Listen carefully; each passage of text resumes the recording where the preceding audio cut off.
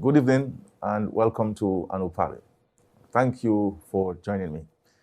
We are coming out of a very exciting and productive week, and I remain ever grateful for the strength and inspiration afforded me by the Almighty to keep working to secure better lives for the people of Dominica. This past week, we hosted His Excellency Scott Fussadon Wood, MVO, the British High Commissioner to Barbados and the Eastern Caribbean, who conducted a 4-day official visit to Dominica, along with a full delegation. We reiterate our commitment to fostering and maintaining strong ties with the United Kingdom, which has been our staunch ally since the establishment of diplomatic ties in 1978. We continue to enjoy solid relations in the areas of health, education, gender relations, and infrastructural development. In fact, the UK government is funding the Lubia to Bacatil Road project, which is expected to get underway later this year. The UK has also been a valuable partner in the pursuit of our climate resilience goals and has provided funding and support for the operations of the Climate Resilience Execution Agency for Dominica, CREED, which is taking the lead in advancing our resilience agenda. On Thursday, the Smart Health Facility was commissioned in Granby with funding from the UK government and implemented by the Pan-American Health Organization, PAHO. I have told you before how excited I am about our prospects for development this year.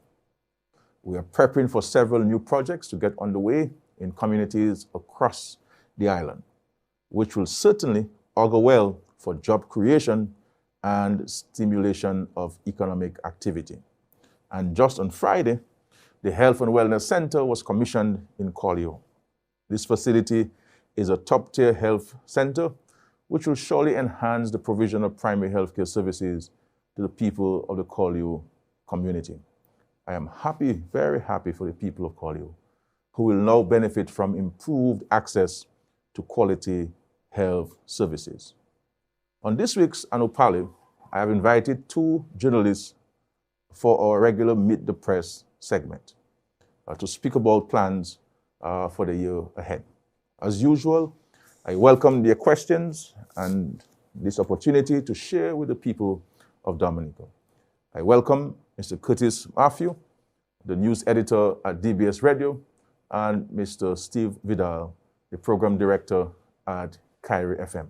Gentlemen, welcome to Anupali. It's always a pleasure meeting with media people where I could receive questions from yourselves on the management of the country's affairs. I want to welcome you, Curtis.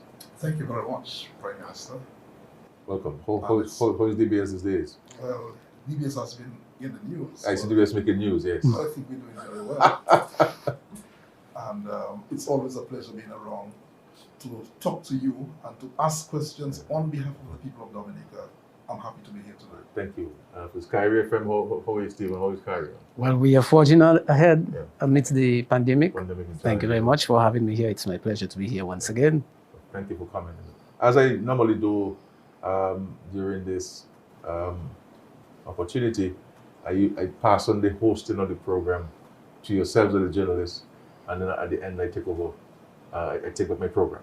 So I leave it to you to organize yourselves in terms of who asks questions first, and of course to manage the next portion of the program. Thank you very much, Prime Minister. I will begin with COVID-19. So my first question will be on the situation with COVID-19 in Dominica. And as a government Prime Minister, you all will be discussing regularly the COVID-19 situation. We have seen rise in cases in Dominica this week. Is there now in Dominica cause for alarm? Well, I don't think there's really cause for alarm because this is a global phenomenon, really. And every country is going through a spike in cases, which was expected because of the festive season. It's Christmas, New Year's. You're going to have family gatherings because the cases in Dominica we're seeing are largely linked to family gatherings, to weddings, to Christmas dinners and Christmas and New Year's lunches. So you have those cases coming out of this. I believe so far they're manageable, Obviously, we always prefer to have no cases or few cases. And as you recognize from the start of the pandemic, we have had a strategy in managing our response. We have followed a tier system, which requires to take certain actions when the cases get to a particular level. As time goes by with this pandemic, you are you're learning how to better manage it and to allow for a greater balance between protecting lives and protecting livelihoods. And so, as it is now, I believe that we have situational general control. A lot of people come to get tested. That's something that places a stress on the testing teams. We've had to rest the teams at the stadium yesterday because they needed a break from testing because it's very careful work. Because those who are testing have to be so psychologically and mentally careful that they themselves don't get infected in the process of testing people. So it is not easy work. And of course, we have the facilities at Portsmouth, which we have to manage, the number of patients there. And I believe so far so good. I can say to the people of Dominica that there is really no need to go to any lockdown stage. And so we won't see any lockdown taking place anytime soon. We won't be closing our borders at all. So visitors to Dominica can rest assured that they can come into Dominica and they can leave when they need to leave. There's no fear of locking down. I believe what we need to do as Dominicans is to practice the basics. Washing our hands, wearing our masks, and avoiding crowding. You know, if you don't have to go somewhere, don't go. You know, and if you do have to go somewhere, protect yourself.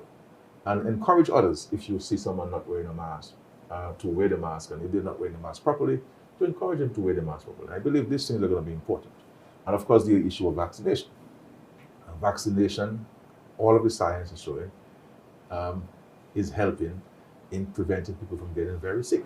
So yes, you may get the virus, but you will not get very sick. And certainly you will not get to the point of death, especially if you don't have any underlying health issues that can complicate the situation. So as it is now, I believe things are basically under control. I think there is less anxiety among the population. There always be groups in the society, segment of the society that will raise concern, and rightly so. People want to be safe, you know, and if people see the numbers rising, then the normal reaction would be to call on the government to take stronger actions. You know, so I respect that. We listen, we consult, and then we arrive at decisions which we believe would be in the best interest of all the people in Dominica. Mr. Prime Minister, how are we doing financially or economically amidst the pandemic? What sectors are thriving and those that are probably not thriving? Well, you know, the real challenge of the pandemic is the uncertainty of the situation. And so you have people who may not want to invest because they do not know how long the pandemic is going to last. You have people, citizens, who have monies in the bank, but they don't want to use it because they do not know how long the situation is going to last. So that affects the economy because spending is not at the level that we would like it to be. The Dominicans will not travel to the extent that they will travel because they do not know how long this pandemic is going. So people are watching the dollar, as we say. And of course, that affects trade, that affects the revenue intake. But the challenge you have there is the cost of managing COVID-19 and keeping our citizens safe. I mean, it's huge. When you have, say, 364 people in Portsmouth, and you have to provide free accommodation for everyone, and free meals, 3 meals a day, free of cost, and treatment, and you need doctors. 364 people, you need quite a number. You need quite a large team of people to manage security, cooks and cleaners, and nurses, and wardens, and orderlies. You name it, it's a massive hospital. And it is very costly. It is larger than the Dominica China Friendship Hospital in terms of number of patients. And you need to have ventilators, you need to have medicine there. We have a full-fledged pharmacy with dedicated pharmacists running this pharmacy. So it's a costly exercise. And because you do not know when it's going to end, budgeting for this is very difficult. You understand? and the cost is just piling up, you know. But at the end of the day, as we've said and we continue to say, protecting the lives of our people is priority number one for the government, and we will not compromise on spending to save lives, and this is where we're going. But I think some of the things that are helping the government is the prudent management of the finances of the country. And I've always maintained that for a small open economy like Dominica, prudent and responsible management of the finances is critical. And this we have had for a very long time. From 2002, very strong fiscal policies. We've continued to improve on those to ensure that we can cushion external shocks, shocks like a pandemic, shocks like natural disasters as well. And of course, the capital projects are going on. Because without the government investing in so many capital projects, all of the materials purchased locally, the labor come large measure from local individuals, so they can take these monies back into the communities, back into the homes, back into the shops, back into the bars, back into the supermarkets, back into the restaurants. It impacts the society. And so this is why we recognize in 2020, even when we were criticized, we maintain construction because we recognize for there to be economic activity, construction must be promoted heavily. And we never had any real incidents of COVID cases on construction sites that would have caused an alarm to the rest of the country. So we continue to invest heavily in infrastructure, and also the mere fact that government itself could pay salaries on time, and for Christmas even on the 15th of December, and to have transfers to various entities to support their work and to support the payments of the staff is important. Because once you can pay your public officers and pay them on time, then they can meet their obligations with the banks and their own domestic obligations and so on. So things are difficult, like everywhere else, in large and small economies. I will not tell people that we have all of the money to solve all the problems of Dominica. We don't. But we have a plan, we have a strategy, we're following this plan, we're following this strategy. We have been very responsible. We've been responsive to the needs of the people, but very responsible at the same time. And I think credit must be given for the capital projects that are going on in the country, that helping spur economic activity in Dominica. Prime Minister, you've said in the past that government would not mandate vaccination for public sector employees or for anyone in Dominica, as a matter of fact. But given the uncertainties with COVID-19, could we see that decision changed? I mean, I do not know what the future holds in this regard. I think for now, we maintain our position of no vaccine mandate. I know that there is a section of the society that has been calling on this. You know, as I said to the country very early, I don't want there to be a situation where we have employers turning on employees on this situation. And in the case of government, I don't want the government to be turning on its employees on the issue of vaccination. What we have done as a government,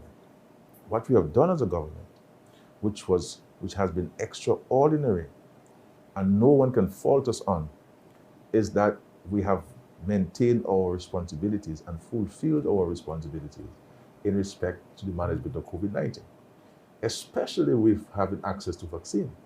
We are one of the first developing countries in the world which had access to vaccines. And not only access to vaccines, but sufficient vaccines to vaccinate the entire population. Not only those who are qualified at the time from 18 up, but the entire country. And we continue to have access to vaccines. We've never ran out of vaccines. As a matter of fact, we became almost a net exporter of vaccines to various countries. And so we have vaccines to vaccinate people with single dose. We have enough vaccines to vaccinate people with the second dose. And we have enough vaccines to give you the booster shot. You know, the entire population. So it is left to us to decide as citizens, what do we want? We cannot want things to get back to normal as citizens, and at the same time, we're not prepared to take the action, one of the most important actions, that can bring comfort to the mind. That is vaccination. And so we have to be true to ourselves as citizens. What do we want and how are we going to achieve this? We want a Carnival, we want to go back and play football, and basketball, and have tournaments. But how do we propose these things when ourselves are not vaccinated? And what protocols are we recommending to have in place to have those activities? And we're not opposed to looking at those things. As a matter of fact, those things are being looked at. Now we're developing guidelines on the hosting of events, including sporting events and social events. But these things have to be done responsibly, because the last thing you want to do as a country is to take actions knowingly by yourself that will end up creating a problem for the society. And the country has to avoid, as I said, at all costs, to go back into lockdowns and curfews and state of emergency and closing our borders. And so this is why I want to reiterate the closing our borders, curfews, state of emergency. I do not see this happening in the foreseeable future where COVID-19 is concerned. You mentioned Carnival. Are we having Carnival or WCMF this year? Well, there has been a call for this among the entertainers. And what we are doing in the government is, one, having internal discussions about this. Two, we have drafted some protocols and guidelines for the hosting of events, not necessarily specific to Carnival, but hosting of events. And also, we intend to engage stakeholders on these protocols and to solicit their feedback. Obviously, we started discussing the issue of Carnival before the surge started, only in Dominica, but the rest of the world. So since then, things have changed, the environment has changed. And all of those things will have to be now factored in to the proposals that we seek to put forward to these stakeholders. But I think that it is an important discussion to have and to prepare ourselves for any eventualities, that the protocols can be in place for sporting events, for other social events, and even the regulation of weddings too. Because there are some conflicts that if you have a wedding reception at a hotel, you can have your music and your dance because there's no regulation on that. But if the hotel is having a dinner and you bring an entertainer, then the law doesn't allow it. So there are some things now we have to try to regulate and synchronize. So there are little things that cause anxiety among the population. I believe that we're fixing in the regulations. But it's important for us to have clear guidelines and protocols, and this is where the government is working on.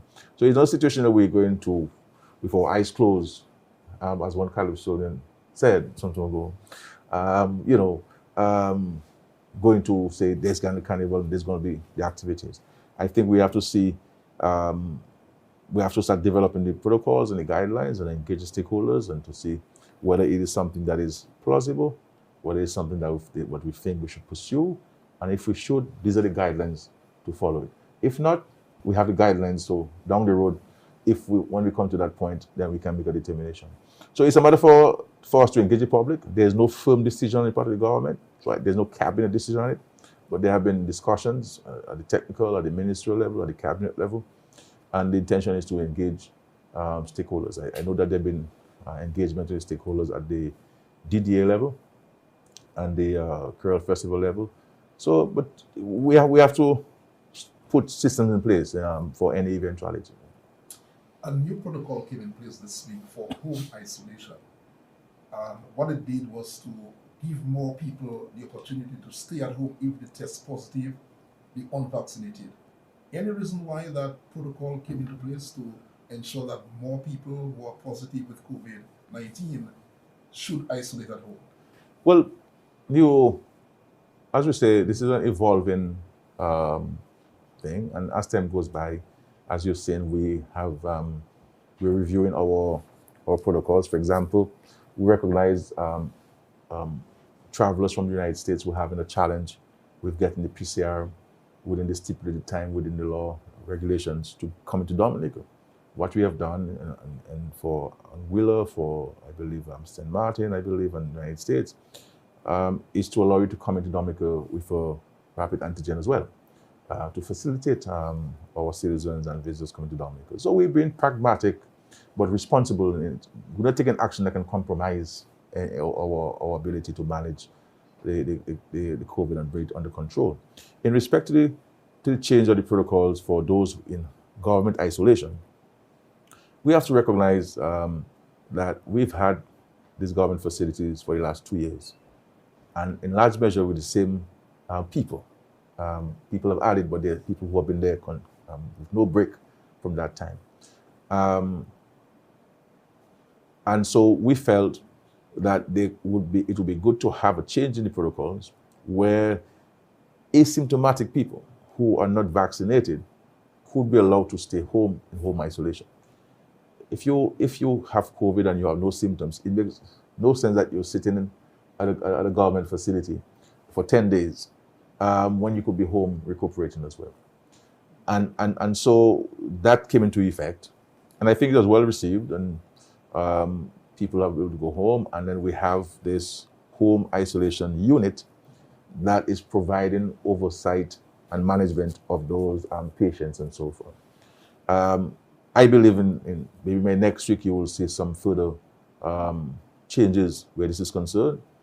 If you look at the other countries, really and truly, Dominica is unique in terms of isolation.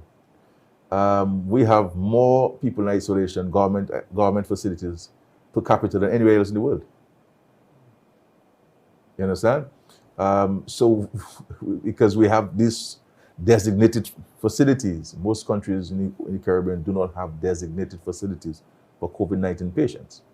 You understand? And luckily we have these apartments there, and we have been able to contract the use of these apartments to provide accommodation. But it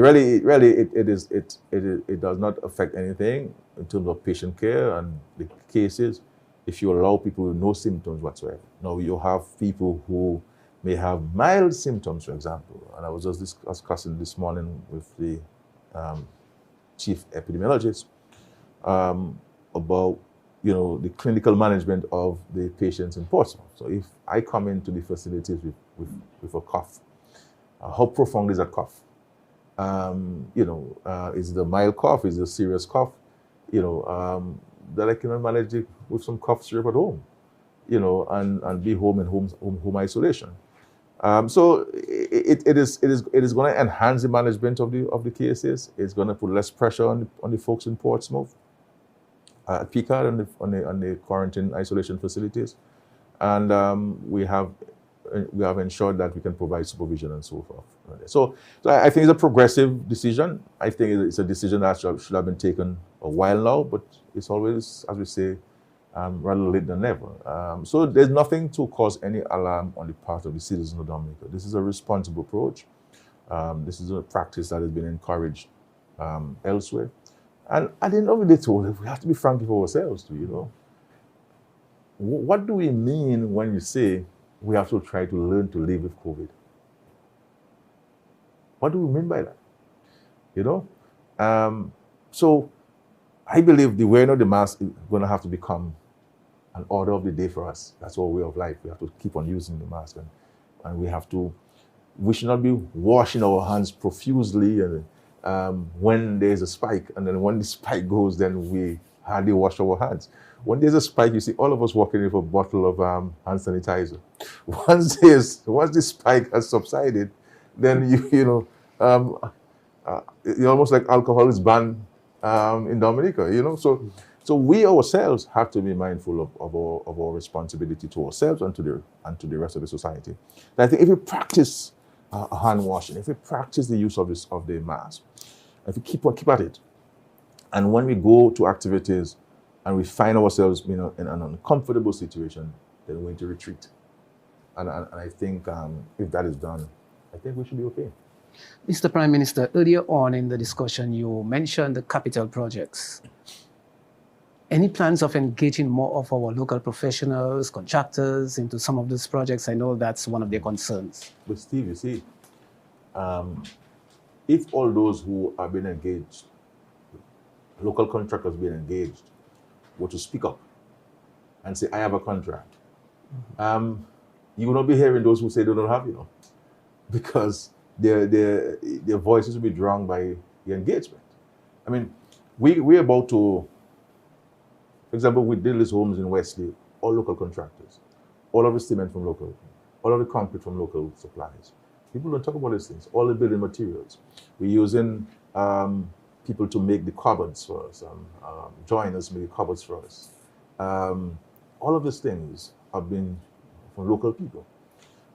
We have the Lio Bridge. It's a local contractor. I'm doing Hillsborough Bridge, a local contractor.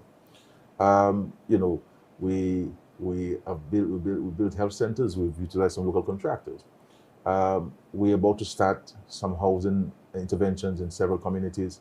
We'll be using 74 local contractors to build homes. Just to homes. I'm not talking about the roads yet. I'm not talking about the drainage yet. When we run in the cables, we have to pay Digicel and Flow. When we run in the water, we pay Duasco a huge amount. Maybe Duasco won't tell you that, but Duasco uses local people. We use Domlec, and Domlec uses subcontractors to run the lines underground in the underground docks. So we use, in terms of government project, a large cross-section. We started the geothermal project. The first person who's gotten a contract is a local contractor. I believe it's engineering. You see, but people don't say those things. They remain quiet, and all you hear them say is that local contractors are going to get in this, local contractors are going to get that. But if we're to be honest with ourselves, Dominica, the reality is the vast majority of people get the contracts. Now, you have to also understand that in the contract world, there are certain conditionalities. If you're going to get a contract for $80 million, you must be able to put a performance bond, a financial instrument, either cash or financial instrument, in an escrow at a designated bank. You see? Because that's how the international contracts operate. And sometimes our local contractors do not qualify for this. So what we have done, for example, under the housing that we're going to be doing in Soufriere, in Woodfordale, in Paybush, in Canefield, in Eggleston, Scott Center, etc., we've had, in order to ensure that local contractors from these villages and these communities could qualify, we've had to cut these contracts into pieces, because one may not have the financial means to put a bond into the bank to build the 20 homes or the 16 homes at once. But what we have done, look, this contract will get 2, this one will get 3, this one will get 1 to start, this one will get 4, and so we are able to help empower contractors through that means, and that's how we're going to be doing it. And the roads we'll give to another contractor. There's a community center to be built, we'll give it to another local contractor. The police station to retrofit, we'll give to another contractor. So all of these are local contractors that are being engaged. But the sad thing sometimes is that people don't come and say, well, look, that's not true, I get a contract. What Mr. saying is not true, and I have gotten work from the government since 2000, and since 2010, I have not been out of work. I mean, I don't mind getting more, but I can't say I didn't get. It's what I'm saying. But this government, sometimes we don't talk about these things enough to let people know, and we simply just take blows, as we say, for things that we are innocent of, and things that we are promoting sometimes. But as far as this government is concerned, empowerment of local contractors is our priority, and we will continue to ensure that whatever projects we're doing in Dominica, the local contractors, local service providers will have a slice of the cake, and we're very firm on this.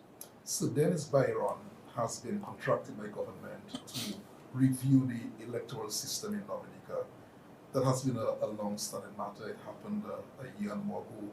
Has he reported to the government? Has he made recommendations to the government on his work so far? No, just to say to the people, I don't have direct contact with Sir Dennis. I've avoided this. My only interaction with Sir Dennis is when he invited the Labour Party to a consultation, as he did with the United Workers' Party and other stakeholders.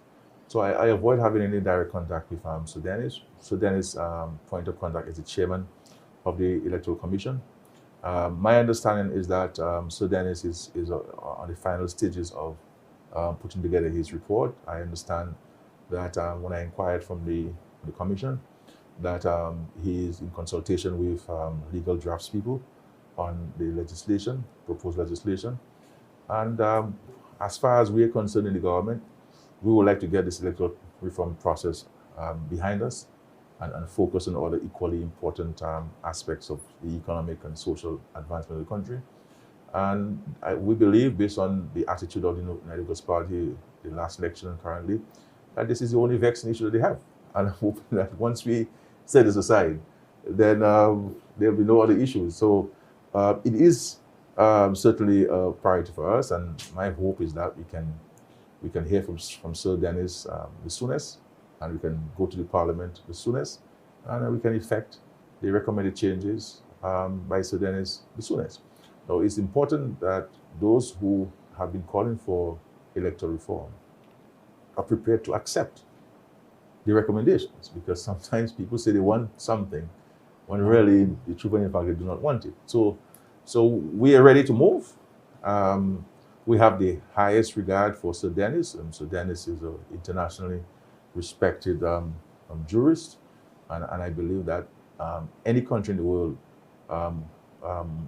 who would have utilized the services of Sir Dennis would certainly be assured of receiving the independent thinking of Sir Dennis. I think Sir Dennis, as a professional, is unblemished in terms of his decency, in terms of his objectivity. While we're on consultations, the trade unions here have a concern where maybe not enough consultation is being done when certain decisions have to be taken. Any plans of maybe forging a greater relationship with the trade unions here in moving things forward? Steve, this year? Steve, if you study the history of Dominica, I believe I'm the Prime Minister who would have consulted people the most in Dominica, on all levels. We engage people on all levels. Sometimes we don't publicize the engagement.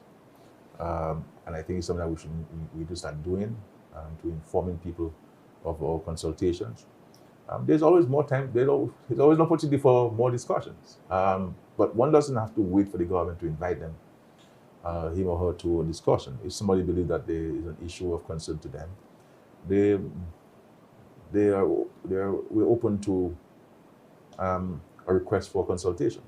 But first, they need to be specific on the issues that they would like more consultation on, and we're open to that. We've maintained very good relations, very good contact with the trade unions and other stakeholders, the private sector entities and citizens of Dominica. I mean, when it comes to consultation, when it comes to access to the government and to the Prime Minister, I don't think that, and I dare say not even in the Caribbean, that people have access to government as they do in Dominica. But we're open for more if they want to be consulted more, but they will have to also reach out to us and say, look, we would like to discuss this with you or that with you, and we'll be more than willing to and prepared to engage them in that. As Steve mentioned, the unions, what is the latest with the regional career lead in terms of Dominica? Where do you see things at this point in time? Well, obviously, first of all, I mean, I have the highest commendation for the Prime Minister of Antigua and Barbuda and his government for their efforts in seeking to keep LIAT flying.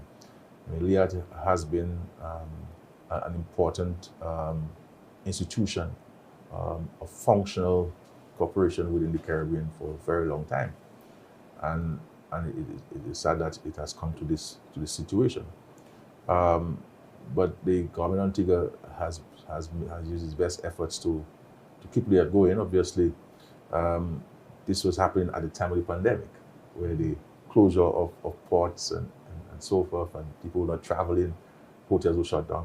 So LIAT came in at a very difficult time for airlines. I mean, every airline, back in the pandemic early days, reported massive losses and had to receive bailouts from their respective governments. So this is the challenge here. We have been providing support by paying the salaries of all LEAT staff in Dominica for the last couple of years, and we'll continue to do so for the foreseeable future. And certainly, if there's an opportunity to get LEAT moving in the function with Dominica, is fully committed to playing a financial part in LEAT's operations. We believe it's absolutely important to enhance trade and enhance movement of people within the Caribbean, because it's almost impossible for us to get from one island in the Caribbean to another. To get to one island in the Caribbean now, your best bet is to fly to Miami and take an American Airlines flight to that island. I mean, so but there's no way we can survive in terms of regional trade and the integration process by this being the reality. Other airlines have come in to help, and they've been helpful into Caribbean, Air Antilles. But LEAT had a particular and peculiar nature, that I don't believe any commercial entity can replace, and this is where we have to look at it and to see how we can really address the issue of intra-regional travel. And I know that's a preoccupation of every single government within the region. Mr. Prime Minister, moving a little further afield from the region, how much can you tell us with regards your bilateral relations, with countries such as Dubai?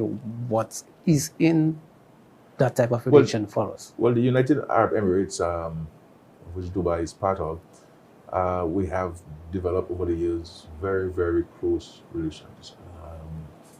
Very close relations. Of course, we have an embassy in Abu Dhabi,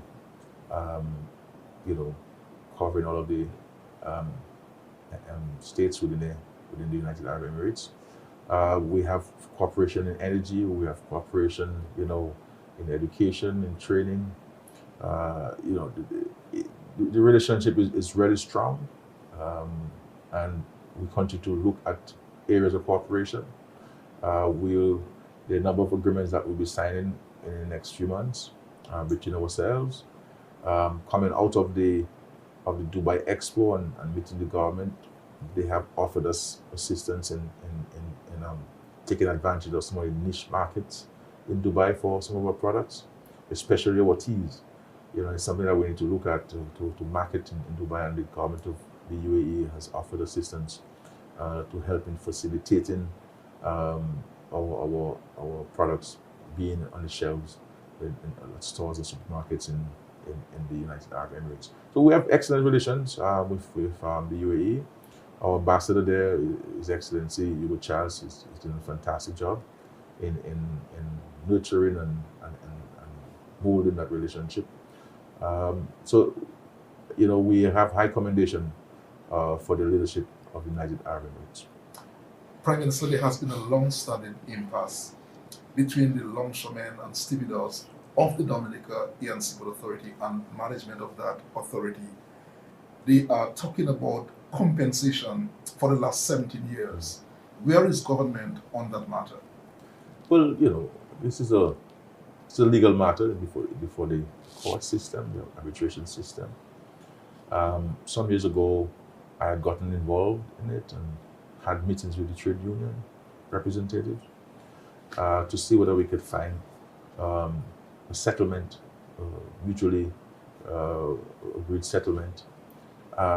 We had made progress at the time, but for one reason or the other, it did not go through. I am prepared to use my good offices to engage the representatives of the longshoremen and stevedores, along with the diaspora on the other side, and to see whether we can find a solution. But when you trying to find a solution to differences, there must be compromise on both sides. So both sides must be prepared to make compromises. So if we're going to hold fast on either side to our positions, then it makes no sense. You'll never find a solution. So I think my advice to the longshoremen and the stevedores and so forth, is that we have to decide, we have to see what kind of compromise we make. What kind of, how can we move from our position closer to the center, and likewise diaspora. So I am prepared to meet with the representatives. I've met with them many times, and we had made some progress. But one of the issues at the time too was that the people who we were meeting were not channeling the information to the folks, So there was always a lack of communication, and I think that was one of the challenges too. But I'm open to this, recognizing that it is a legal issue. But sometimes you can always find solutions out of the courts, out of the court system, out of the arbitration system, and let us have a gentleman agreement and settle the matter, but it is unfortunate that it has been so for a very long time. 17 years. Very long time. So, moving on to the digital economy, what percentage of the country has embraced it, and how well is it doing? What are the opportunities available? I think by and large we're embracing the fact that we're in this new era. COVID-19 has certainly forced many who were otherwise not in tune with technology to fall in line. We've had to do online learning. There's an increasing number of people who are doing online banking. The government is moving to e-transactions, e-payments. So that's a little bit out of the world. Obviously, you always have to ensure that you can cater for the group in the society who may never have the means of accessing the technology to do the transaction. So you have to be mindful of that. But there are huge opportunities for trade, for commerce, for cutting down on the cost of operations, for employment opportunities for young people. As a matter of fact, we have been having this program where a number of Dominican youths have been able to get employed by U.S. firms. We will have another cohort coming into February, I believe, February next month, and those persons will be able to get employed. And so there are huge opportunities, and I really want to say that this is a forward-thinking approach to the government, because we have to ensure that we can continue to create increased opportunities for young people, in particular those who have gone to universities and colleges and who are looking for increased opportunities for employment and higher wages. And I think the digital economy project will afford and will currently affording a lot of young people those opportunities. It's for us to be positive and to embrace those opportunities. We cannot ask for opportunities and then when they're made available to us, we're not taking advantage of them. And I believe we're the leaders in advancing the digital economy enterprise, and we're committed to this. And I want to commend the Honorable Laville for his leadership in this. And as I've said to him, publicly or otherwise, we need to ensure that young people are fully involved, because really and truly we're doing this for the current and future generations, and they must implement it, and they must develop it, and they must oversee it, and empower them to do this, because we're doing it for them. This is 79 million EC dollars, that we're investing in this project, and we invest in the future of our young people. And this is an extraordinary investment. This is just one part. There are many other things we're doing outside of the digital economy. But just looking at the program for the project of the digital economy and $79 million available is extraordinary. And so I'm happy that there are a number of young people that have been engaged in advice and assisting with the development of apps that they can sell, they can have a recurring source of revenue, and that's what we have to do. Then we have to move at some point to blockchain, for example, and cryptocurrency. It's just a matter of time. And I think that the Caribbean, we need to we need to be a little bit more proactive in our engagement on these fronts. On these fronts, and what kind of legislation we can put in place to be part of this this new economy, this new method of transactions, these new opportunities, and ensure that we can get our people to develop their wealth base. We need to get more millionaires in Dominica. We need to get more money in Dominica. That's one of the ways you're gonna have people to help. If all of us, we have to get people to make money, and we have to look at new opportunities which could allow people to make money, so that we have people who can cause money to circulate in the economy, and that the government has less of an impact on the economy than it currently has, and that the private citizens and investors, the private sector, has really the true engine of growth in our small islands. And that leads me to a second question. When you mentioned about we need millionaires in Dominica and being proactive, any plans of maybe making it easier for persons who want to come back home to invest, maybe at the ports, reduce the cost of duties, etc.? I mean, it's the opportunity for investing in Dominica could not be easier than it currently is. Anybody who's going to invest in Dominica, you have a whole range of concessions available to you, fiscal incentives. So in terms of your capital investment, you'll be exempt from all VAT and import duties, of all of your construction material, furniture, appliances, etc., during the phase of the construction. So we have a very, very generous fiscal and tax and incentives for Dominicans residing overseas who would like to come back to invest in Dominica. The reality is there are a lot of unsung investments in Dominica by Dominicans overseas. A lot of people are buying homes and renting them out and invest and buying properties in the city of Roseau and building and making them available to the private sector. There are a lot of Dominicans who invest in a whole wide range of things. There's a gentleman I understand who's from America, who lived in the United States. He gave up what he had in the United States and came down to Dominica to invest in agriculture. So you have quite a number of people who are still resident where they are in a foreign country, but have investments here, and others have relocated completely to Dominica and making a contribution to the economy. Prime Minister, the International Monetary Fund said late last year, Dominica will realize economic growth this year following the shocks of COVID-19 and Hurricane Maria. What is expected to drive the growth in Dominica this year? Well, first of all, fiscal prudence, will help in stabilizing the finances of the country. It has helped.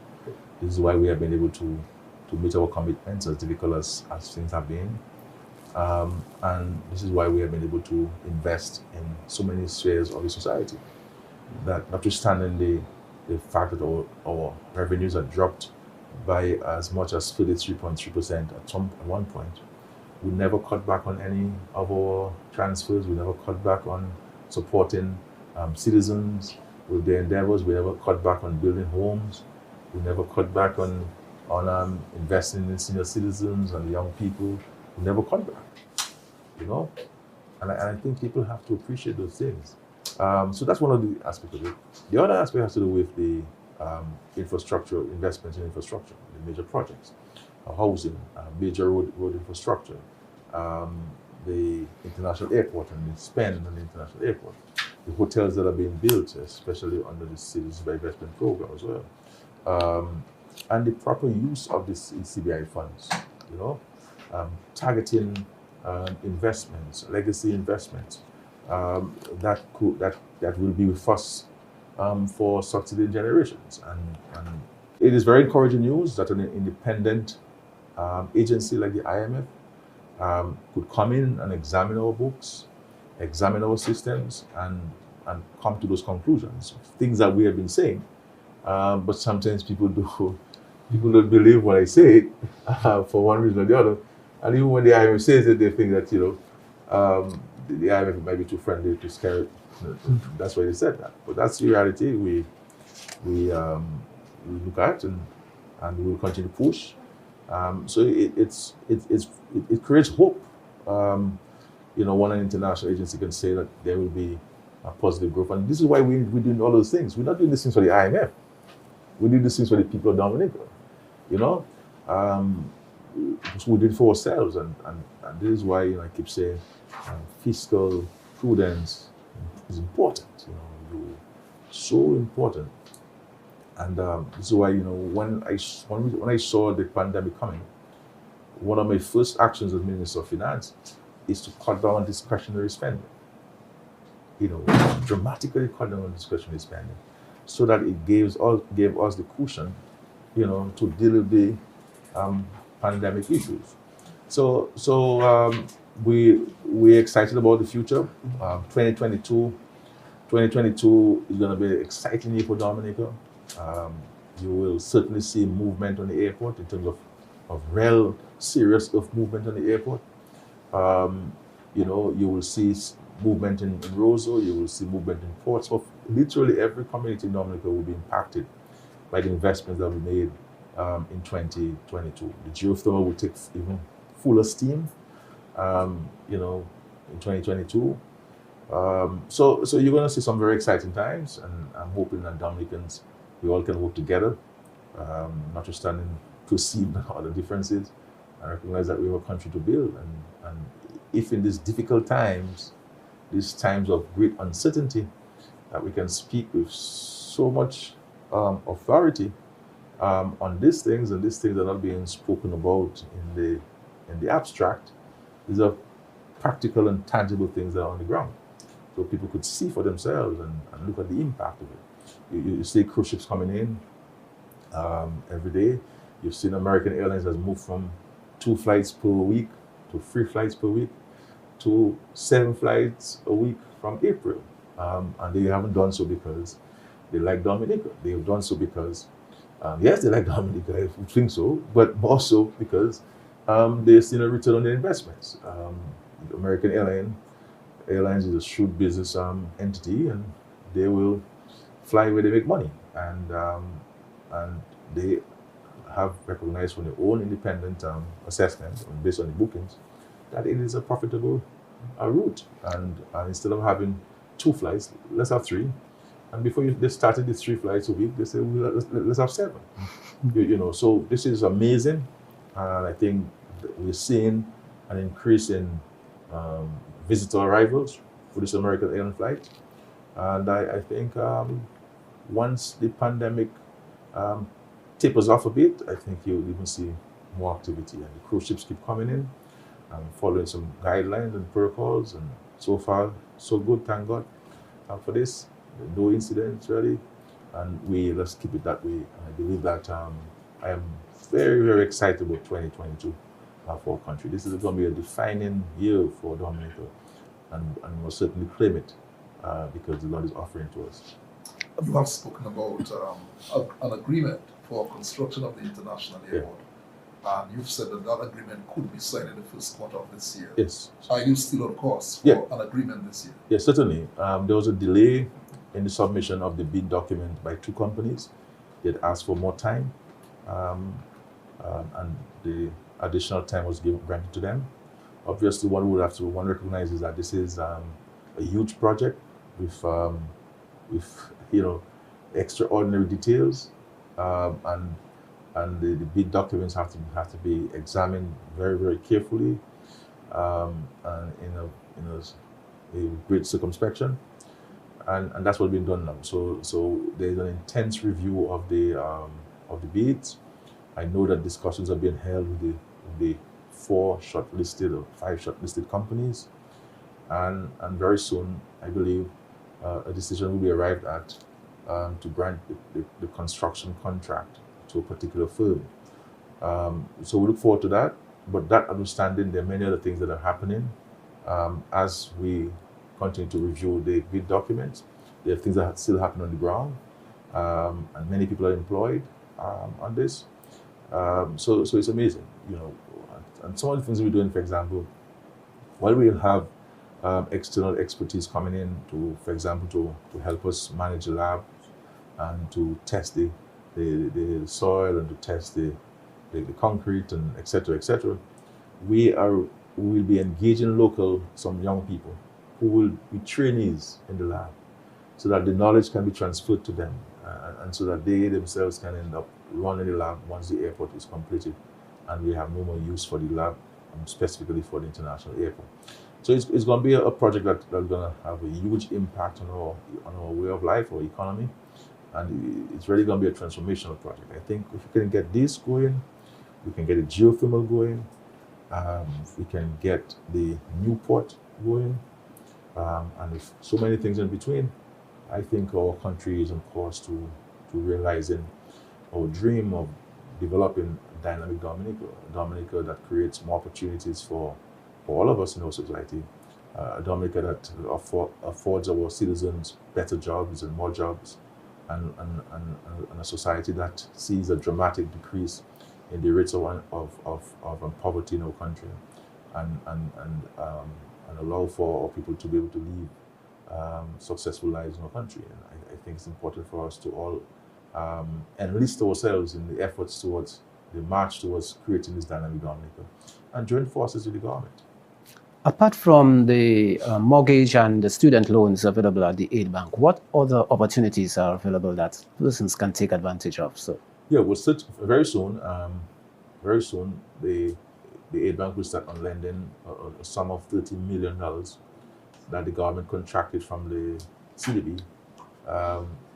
This was coming in the form of budget support, but I decided to assign it exclusively to small business, small and medium-sized enterprises in Dominica at highly concessional rates, because recognizing the challenges that small and micro and medium-sized businesses faced in the pandemic, we felt that we need to give them that kind of support, and so we have received a first transfer. I think the aid bank is going through its own internal arrangements to ensure that we can be transparent with the loan processes and keep saying that TED will come back, and every time you come back is a new document they require that they didn't ask you for the last time. So we have to be a little more transparent with it so people know these are the 5 documents they must bring.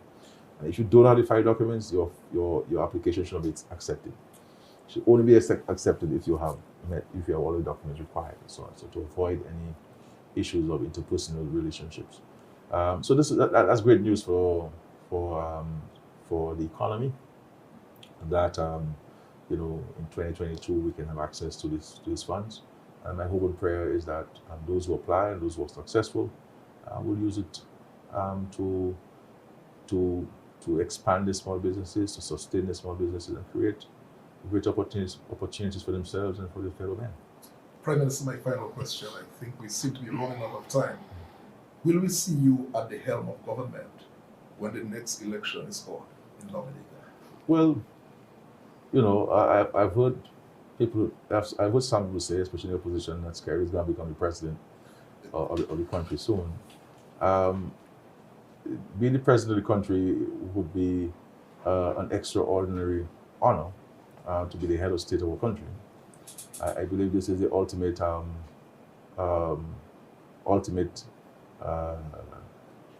position in the country. But I am a politician, and I have been at the helm of the Labour Party since 2004. And I do not believe that me becoming president at this time would be helpful to my party. So I would not accept any position of president that would deny me the opportunity to put my "It is safe life Labour" shirt and be in the Carnival territory, So as much as this position sounds exciting to me, and I believe I will be quite capable of being the president of Dominica, I don't see myself anytime soon being the president of Dominica.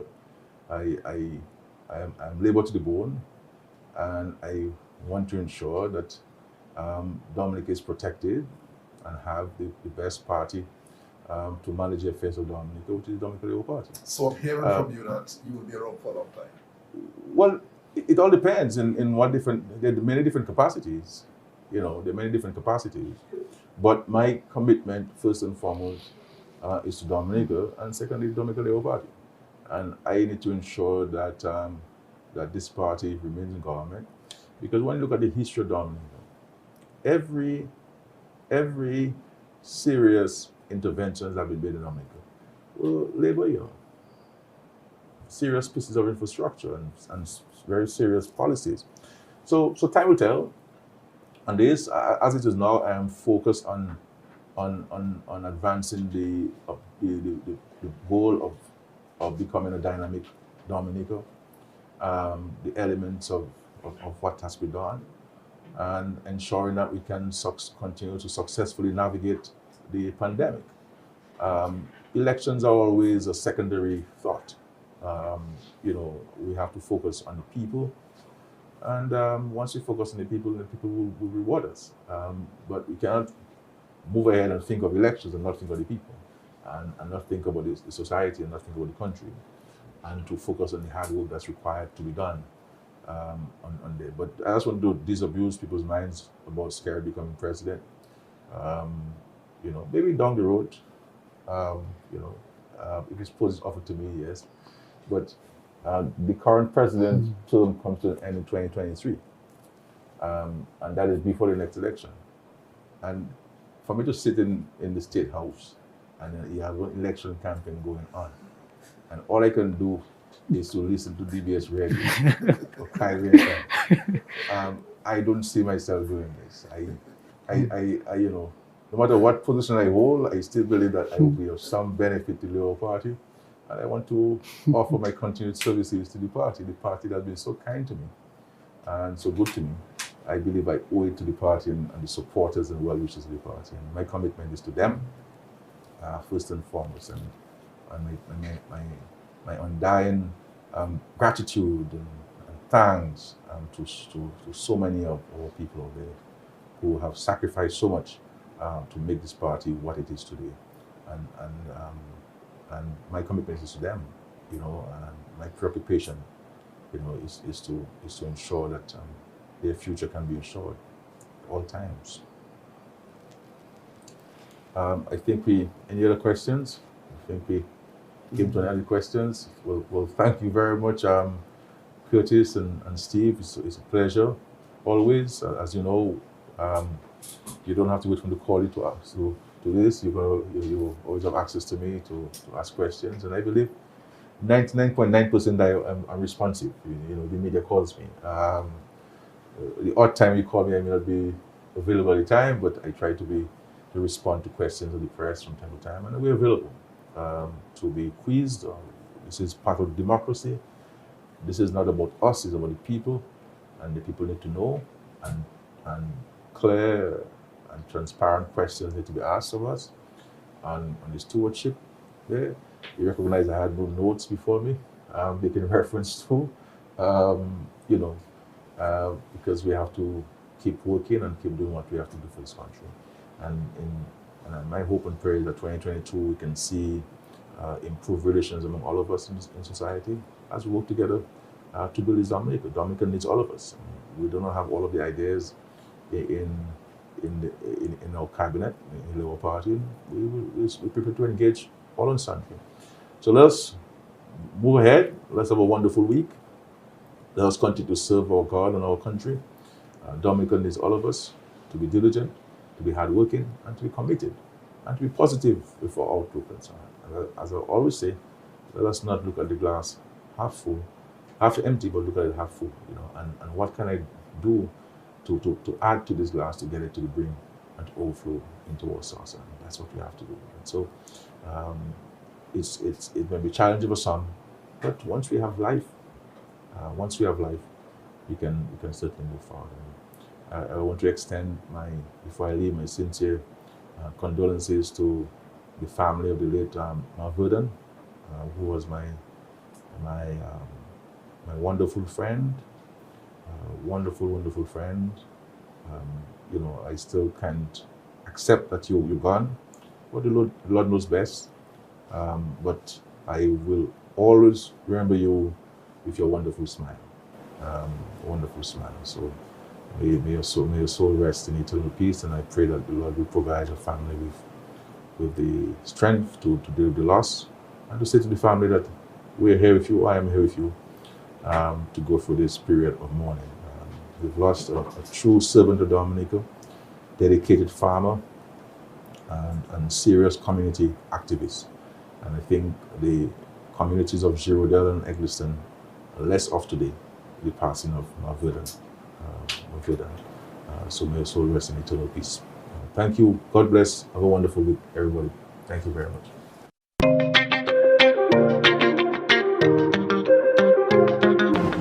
Hi guys, my name is Adam Ford from Adam Songs.